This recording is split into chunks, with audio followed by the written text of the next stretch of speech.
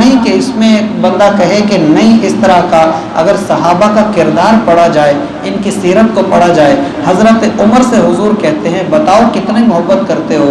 حضرت عمر کہتے ہیں بس اپنی جان مجھے زیادہ پیاری ہے، لیکن باقی ہر چیز سے آپ زیادہ پیارے ہیں. حضور کہتے ہیں نہ، ابھی تک کمال نہیں ہے. تو حضرت عمر نے تو کوئی محنت نہیں کی تھی، وہ صرف حضور کا دیکھنا تھا. جو حضور نے کہا نا، جب پوچھ رہے ہیں، سوال کر رہے ہیں، تو وہ وجہ ہے، وہ راز ہے. باقی صحابہ سے کیوں نہیں پوچھا؟ حضرت عمر سے کیوں پوچھا؟ وہ کچھ کرنا مقصود تھا، کچھ دینا مقصود تھا، کہیں پار لگانا مقصود تھا، کہیں پہنچانا مقصود تھا. اس لیے پہلے پوچھا تاکہ قیامت تک مسلمانوں کے لیے ثبوت بن جائے، واضح بن جائے کہ پہلے اس سیڑھی پر عمر نہیں تھے. رسول اللہ نے پوچھا اور پھر پہنچایا. وہ رسول اللہ صلی اللہ علیہ وآلہ وسلم خالی مسائل پوچھتے نہیں ہیں، جب پوچھتے ہیں تو پھر حل بھی کر کے دیتے ہیں.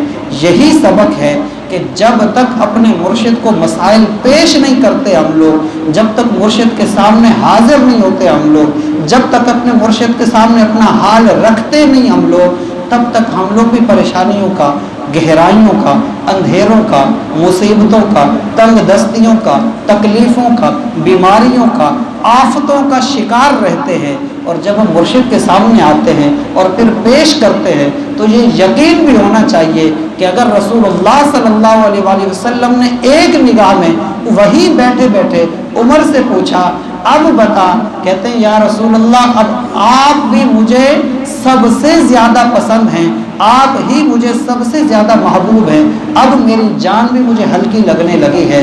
یہ ہے وہ چیز، یہ ہے وہ نگاہ کا فیضان، یہ ہے وہ یزکیہم کا اثر جو آج تک چل رہا ہے. رسول اللہ صلی اللہ علیہ وآلہ وسلم کا یہ فرمانا یہ ایک دلیل ہے اے عمر، تاکہ قیامت تک یہ سلسلہ چلتا رہے. لوگ اپنے آپ کو پاک کرنے کے لیے جیسے صحابہ حضور کے پاس آتے ہیں، یہ قیامت تک کے لوگ میرے ورثاء کے پاس آتے رہیں اور میرے فیضان سے فیض یاب ہوتے رہیں اور مجھ سے اپنی نسبتوں کو جوڑتے رہیں. یہ ہے وَيُزَكِّيهِمْ کے راز.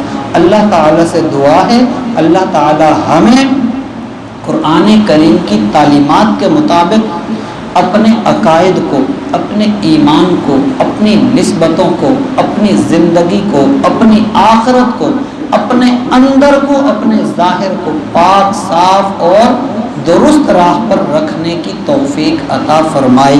وما علینا الا البلاغ المبین.